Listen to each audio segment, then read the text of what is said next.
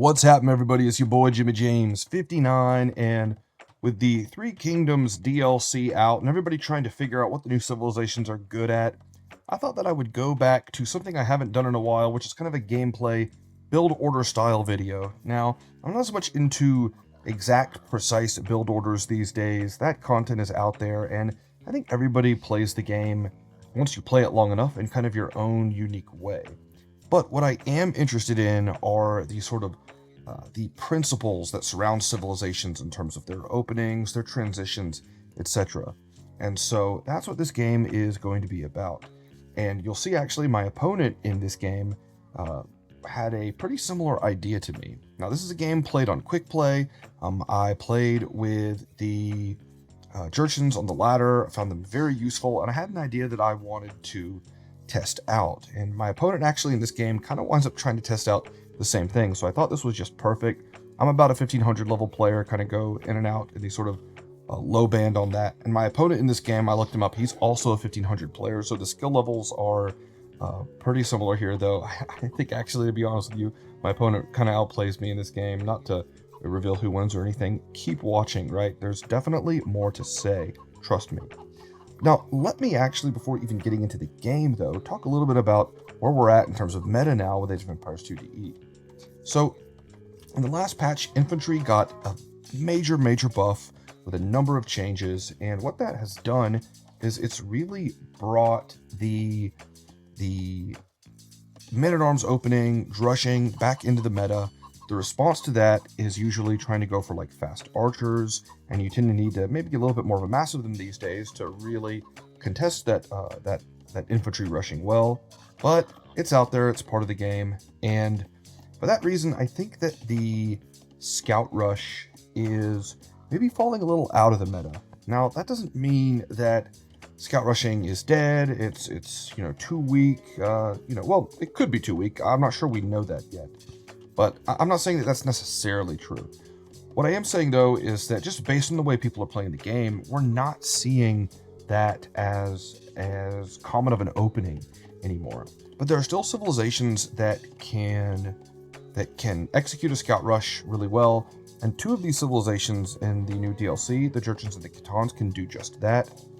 The principle or the idea that I'm going to show you here in this video is something that I actually did a video about a while back using the Burmese as a template. So a number of civilizations can do what I'm going to show you in this video and what my opponent's also going to show you. However, I do think these two civilizations are particularly good at pulling off this particular style of opening. And we can actually start off with the Khitans, who are looking out on the screen right now. My opponent, right, is really gearing up here.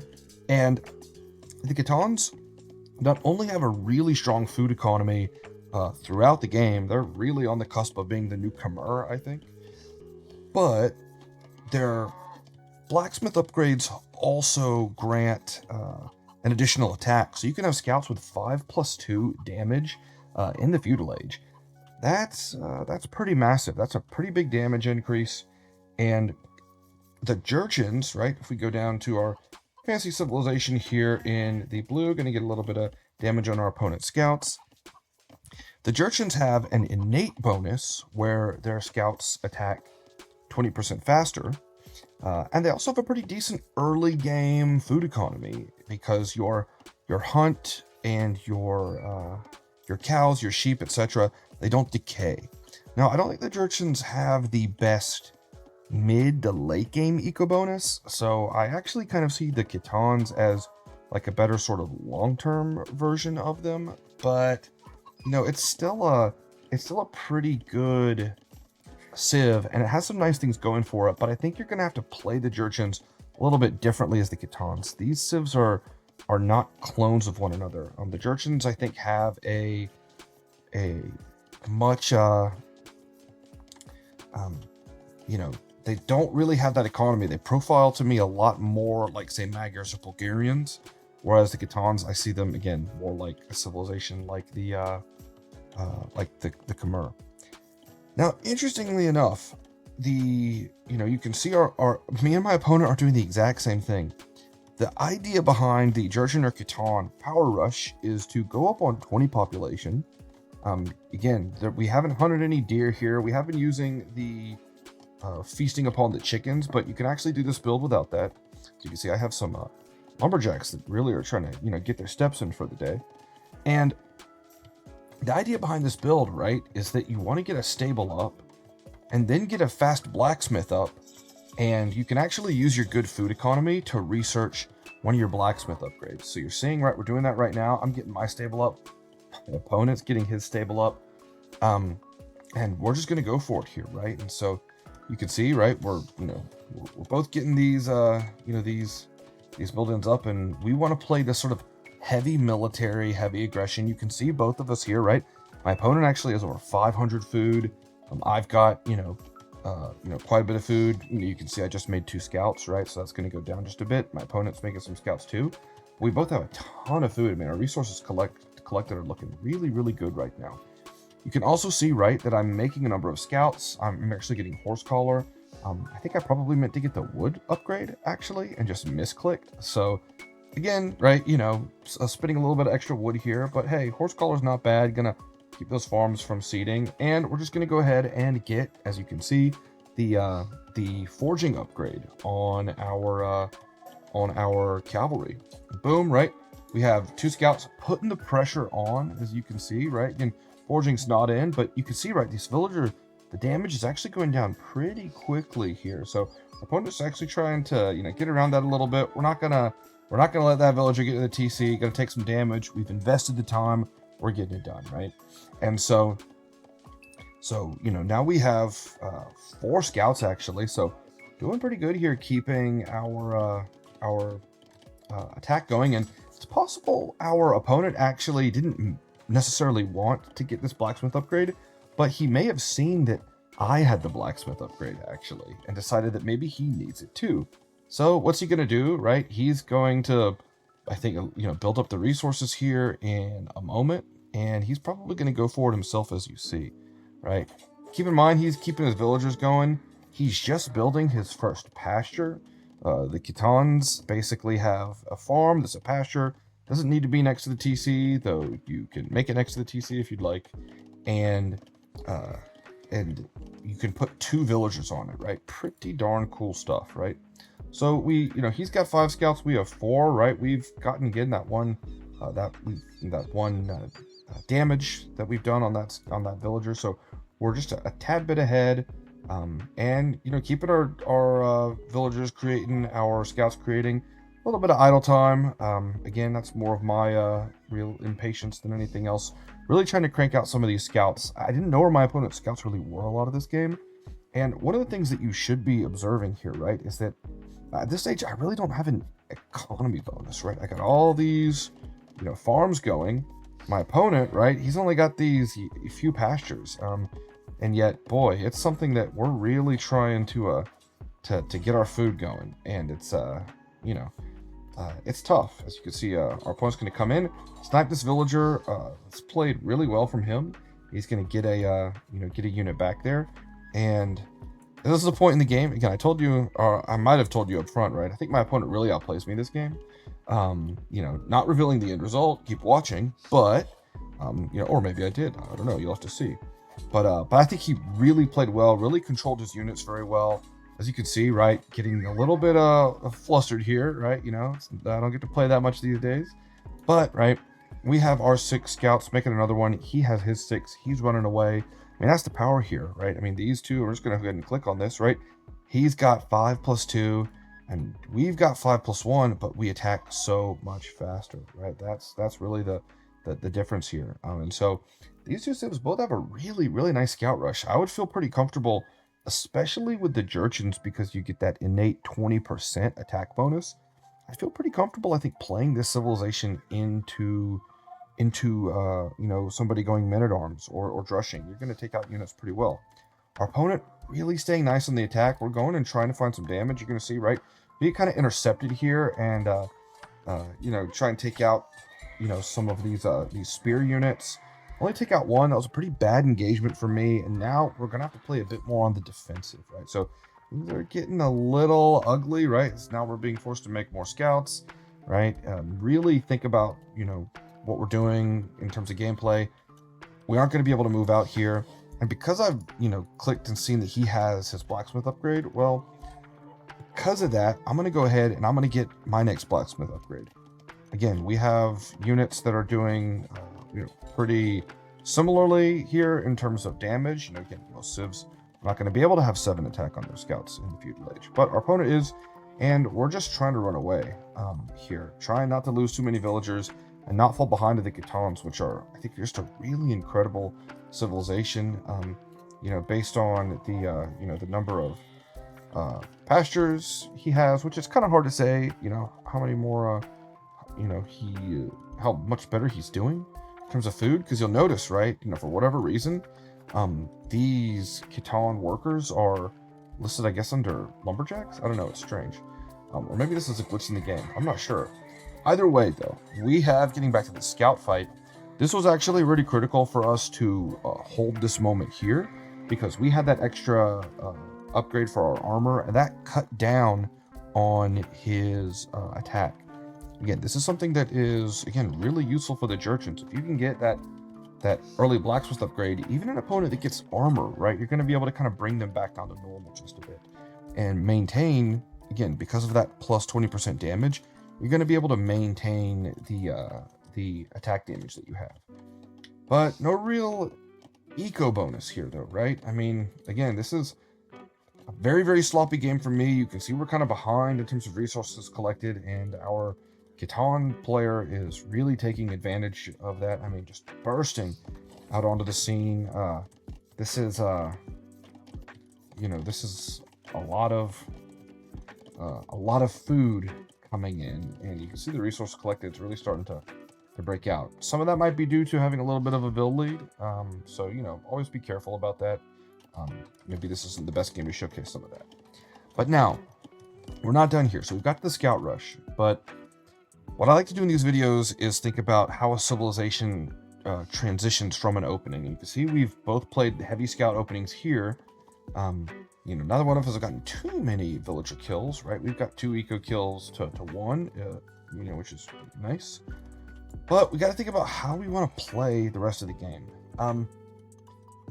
Khitans are really, I think, very much something of a cav archer civ. You can actually get heavy cavalry archer in the castle age if you are able to spend the resources on the upgrade again, so you got to get there. And the Khitans actually have pretty good cav archers too, because they fire 20% faster, though you don't get thumb rings. So ultimately, when it comes to the Jurchens, you're not going to have the best cavalry archers, right? So the way that we're going to play here, now that we're up to the next age, is we're putting down stables, and we've already sold some stone, as you can see. The mounted units doing 20% more damage also applies to step lancers. So that's the strategy here, right? Again, Khitans, you probably want to play cav archer opening. Jurchens, you can play cav archer opening too. I mean, heck, Khitans can also play step lancer here, right? I mean, your lancers, both civs lancers scale decently. I think Jurchens probably scale a little bit better because of the innate attack bonus that they have for the 20% faster. But still, right? You got to remember with the Khitans, you don't get bloodlines, as you can see here, right? So playing melee cavalry is going to be tricky, right? Especially with a civilization like ours that's doing more damage. Now look, you can see that we're down, but something I'd always recommend in gameplay, look to try to find damage. A lot of times you're going to get kind of lucky, and you're going to find something like this, right? Where we have this really fast attack right on the hill. We're killing villagers left and right. We've got bloodlines, and boy, what a find. That's something that probably brought us back into the game. As you can see how fast those villager HP is going down. Now our opponent's really going to try to break in here too. So we're going to have to be on top of that. He's going for cav archers. Again, you don't have bloodlines. Makes a lot of sense. And we, as you can see, right, how many stables do we have? 4 stables, right? So we're just going to really try and go, all out here. And we have our step lancers. Again, we're just going to let him in here and not really worry that much about it. And try and find him. You can see actually, right, that, I'm looking for him. Like, look how pathetic this is, right? I'm looking for him. I'm trying to find him. I even go for kind of like a spread formation. And at some point, right, as I can't find this guy, right, and I don't want to go too far out because I'm worried he's going to come around the bend right there. And that's exactly what he does. So, so we're going to get these units back fast, right? Fortunately, I don't know why he didn't do more damage there. He might have just target clicked. But look how many step lancers we have. We got a lot of units. Our opponent's trying to get cav archers out. And you're going to see, right, that pretty soon what we're just going to do here is as we, fix that hole in the wall so we know these scouts won't escape. The idea, let's send it forward. We've got our +2 armor. Look how much food our opponent has. This is wild. I really do think with Khitans, you're going to actually be able to, based on their food economy, you're going to be able to get the heavy cavalry archers in Castle Age. This is not going to be something like Persians or Parthian tactics, as I think still feels really expensive in the Castle Age. I think Khitan heavy CA are going to be on the menu in a lot of games. But we're not worried about that right now, because why? We got our step lancers. They attack crazy fast, and we've got our +2 armor. We've got husbandry in, I think. If it's not in now, it's going to come in soon. And we're just loading up, right? And again, he's got a unit that lacks bloodlines, right? And this is, as you can see, right? We have good military. Does he have +2, on his cav archers and his town center here? Absolutely. But we have husbandry. We can run these guys down. We have our +2 armor. We're attacking faster on a lower HP unit. And this, folks, right, is why sometimes you can play pretty darn sloppy and still actually have a shot to win games. Make sure you know when to give up in this game. And we're just overwhelming our opponent right now, and the game should end at the moment. So again, our opponent, I'll say it again, our opponent really outplayed us in a lot of ways, made a lot of bad decisions, a lot of idle time. But again, right, we were able to keep that aggression on, and our aggression is really what was able to earn us this 7-1 eco KD. And I'm telling you something, right? Jurchen step lancers are a really, really good unit. I've had great success with them so far. Playing Jurchen step lancers on the ranked ladder is actually kind of what inspired me to go and actually think about, testing out a build like this. And I just didn't think I would have this great of a test case for you. So with any, as with any build, right, I think it's worth discussing some of the limitations. If you're up against, say, like camel civilizations, I think that this could get pretty rocky. You might want to think about, maybe playing, a ranged unit instead. Knights are still good against Jurchens. As long as they don't have as long as the Jurchen player doesn't have a numbers advantage. I think the real thing is that this is a pretty all-in build, and so you got to make sure you do damage, and step lancers are actually really great for that. But if your opponent's able to stay walled up, outboom you, that kind of thing, with a civ like the Jurchens, you just don't have the great economy behind it, so you're going to have to think a little differently about how you want to fight. I think playing aggressive is really strong with this civ, not the best booming civ. I think the Khitans are actually really, really good. It kind of looks like, at least from my perspective, it takes maybe a little bit more to get them rolling in the mid game with step lancers. Because again, missing bloodlines, right? That's what's going to be tough for the Khitans, but their economy is so good. They might be the better long-term civ in some ways, though. Jurchens do have some things going for them later on in the tech tree, with their really nice fire lancers, halberdiers, that kind of thing. So, the grenade throwers or whatever they're called. Both of these civs are really good. Sorry, kind of rambling now. The point, though, right? If you're not afraid in a meta that is, I think, a lot more built around 19 pop, 18 pop scout rushes to go up a little bit later, but reap the benefits of it, Jurchens and Khitans are civilizations you might want to think about doing that with. So that's it for this one, guys. Like I said, wanted to show you this one. Let me know if you want to see more of these build order gameplay principle kind of videos. I really like doing them, but I will say they haven't really performed that well on the channel typically. So hey, we'll see. Kind of back after a while, maybe things have reset, and that's something that's really in demand now. With that being said, guys, I hope you enjoyed this video and you're able to take this, use it in your gameplay. And until next time, I'm Jim and James 59, and I'll see you out in the ladder. Peace.